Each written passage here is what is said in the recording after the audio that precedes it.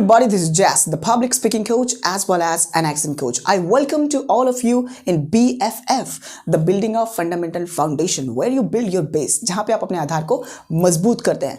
Well, today I want to tell you one thing. आज की जो लेक्चर है बहुत इंपॉर्टेंट होने वाला है, specially for UPSC aspirants. But आप यदि यूपीएससी के एस्पिरेंट नहीं है, फिर भी ये लेक्चर आपके लिए बहुत इंपॉर्टेंट है, बिकॉज हम सभी इंडियन को ये लेक्चर जरूर देखना चाहिए. So let me show you.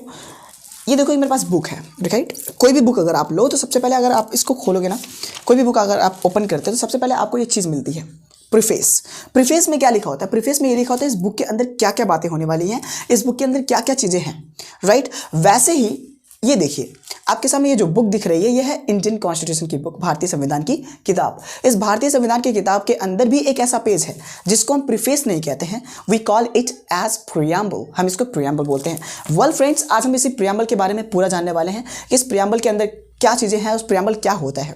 So let's talk about this. सबसे पहले अमेरिका का जो कॉन्स्टिट्यूशन है, अमेरिका का जो संविधान है, उसमें ये वर्ड ऐड किया गया था, प्रियम्बल, राइट.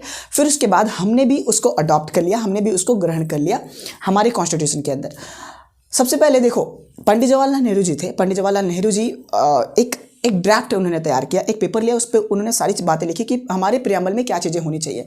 तो उसको उन्होंने जो ड्राफ्ट बनाया, उस ड्राफ्ट का नाम आया ऑब्जेक्टिव रेजोल्यूशन. ऑब्जेक्टिव रेजोल्यूशन का मतलब होता है कि क्या क्या ऑब्जेक्टिव्स होंगे, क्या क्या काम होंगे हमारे इंडियन कॉन्स्टिट्यूशन की बुक का, उसके अंदर क्या क्या रूल्स रेगुलेशंस लिखे जाएंगे जो हमारे इंडियन सिटीजन्स के लिए हेल्पफुल होंगे. सो उस चीज़ को हमारे पंडित जवाहरलाल नेहरू जी 13 दिसंबर 1946 को कॉन्स्टिट्यूंट असेंबली के सामने प्रेजेंट करते हैं. 13 दिसंबर 1946 को इसको कॉन्स्टिट्यूंट असेंबली के सामने वो प्रस्तुत करते हैं. फिर उसके बाद 22 जनवरी यानी कि 22 जनवरी 1947 को, 22 जनवरी 1947 को इसको प्रियम्बल जैसा एक्सेप्ट कर लिया जाता है. तब से वो प्रियम्बल हमारे कॉन्स्टिट्यूशन में ऐड है.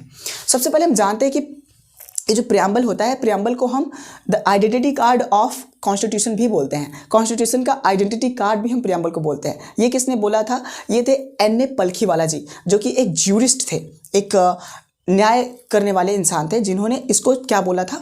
इन्होंने बोला था इसको कि ये आइडेंटिटी कार्ड ऑफ कॉन्स्टिट्यूशन है. भारत के संविधान का एक आइडेंटिटी कार्ड क्या होता है? प्रियम्बल होता है.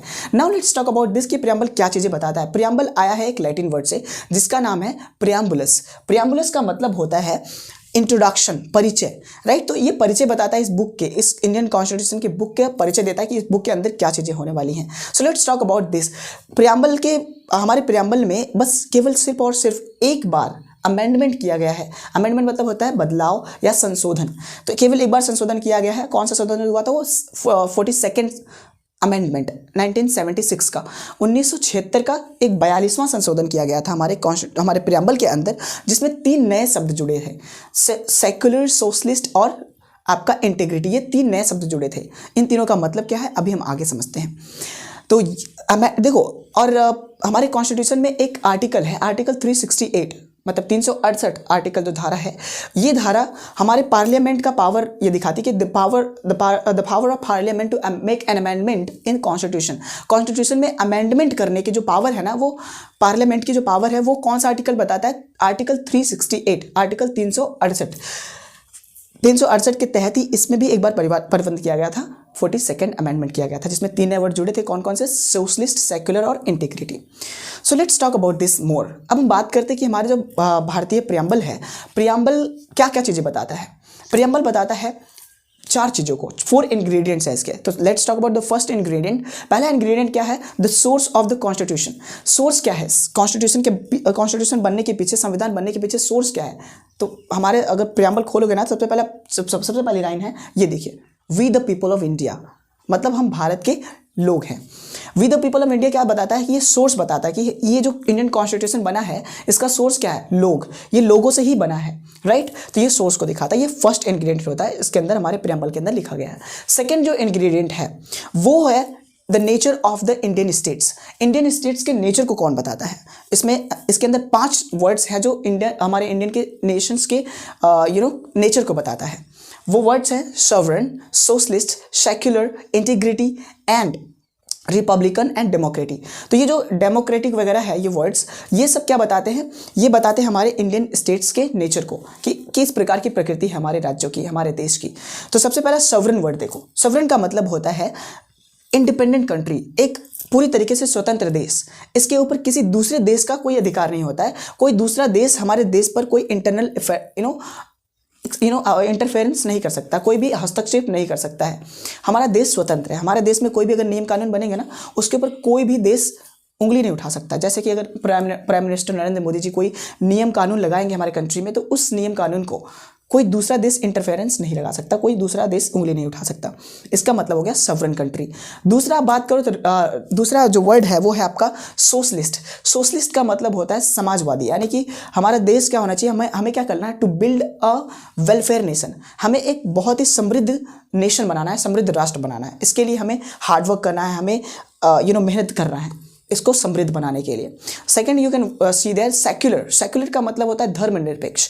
धर्मनिरपेक्ष का मतलब है कि हमारे स्टेट के पास कोई अपना खुद का रिलीजन नहीं होता है। There is no religion of the states, right. अगर हम देखो, जैसे रिलीजन ऑफ द स्टेट कहने का मतलब क्या है कि कोई राज्य के पास अपना खुद का एक रिलीजन नहीं है, कोई धर्म नहीं है कि देखो हाँ उत्तर प्रदेश के लोग को शंकर भगवान जी की पूजा करनी होगी, मध्य प्रदेश लोगों को राम की पूजा करनी पड़ेगी, ऐसा कुछ भी नहीं है। जो जिसकी पूजा करना चाहता है वो इंडिविजुअली कर सकता है, प्रैक्टिस कर सकता है। ये होता है सेक्युलर का मतलब। फिर उसके बाद आपको मिलेगा रिपब्लिक। रिपब्लिक का मतलब होता है राजा का बेटा राजा नहीं हो सकता, राइट। रिपब्लिक का मतलब होता है जो कुछ पर्सनैलिटीज हमारे देश को चलाने के लिए चूज की जाएंगी वो लोगों द्वारा इलेक्ट होंगी, लोगों के द्वारा चुनी जाएंगी। और हम बात करते हैं नेक्स्ट, जो आप बात करते हो डेमोक्रेटिक। डेमोक्रेटिक मतलब होता है लोकतांत्रिक। ये जो देश है ये किससे बना हुआ है, लोगों की पावर से बना है, लोगों से है, लोगों के लिए है।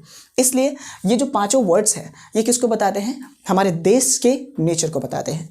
Now let's talk about the third ingredient. तीसरा इंग्रेडिएंट क्या है हमारे इस प्रियम्बल का। प्रियम्बल और क्या चीज़ को बताता है, प्रियम्बल बताता है कि what is the objectives of our country. हमारे देश का, हमारे इस कॉन्स्टिट्यूशन का ऑब्जेक्टिव्स क्या है, क्या क्या काम है, किस लिए कॉन्स्टिट्यूशन को फॉर्म किया गया है। तो इसके लिए आपको यहाँ पे कुछ वर्ड्स दिख रहे हैं, जैसे कि सबसे पहला है आपको मिलेगा यहाँ पे हमारे देश का जो ऑब्जेक्टिव्स है वो है कि we have to show equality, liberty, fraternity, right. हमें इक्वालिटी दिखानी है, मतलब समानता होनी चाहिए, हम सभी देश के लोगों के बीच में समानता होनी चाहिए, इक्वालिटी होनी चाहिए। और लिबर्टी मतलब होता है आज़ादी होना, बोलने की आज़ादी, रिलीजन की प्रैक्टिस करने की आज़ादी, राइट। हर चीज़ की आज़ादी होती है। And the third one is liberty. Fraternity मतलब होता है भाईचारा, हम सभी भाई हैं, लाइक हिंदू, मुस्लिम, सिख, ईसाई, भाई भाई, राइट। सब लोग प्यार से रहेंगे, इस चीज़ को दिखाता है। और इंटीग्रिटी। इंटीग्रिटी का मतलब होता है ईमानदारी। ईमानदारी का मतलब होगा कि सारे लोग ईमानदारी तरीके से रहेंगे, कोई भी किसी प्रकार की घपलेबाजी नहीं करेगा।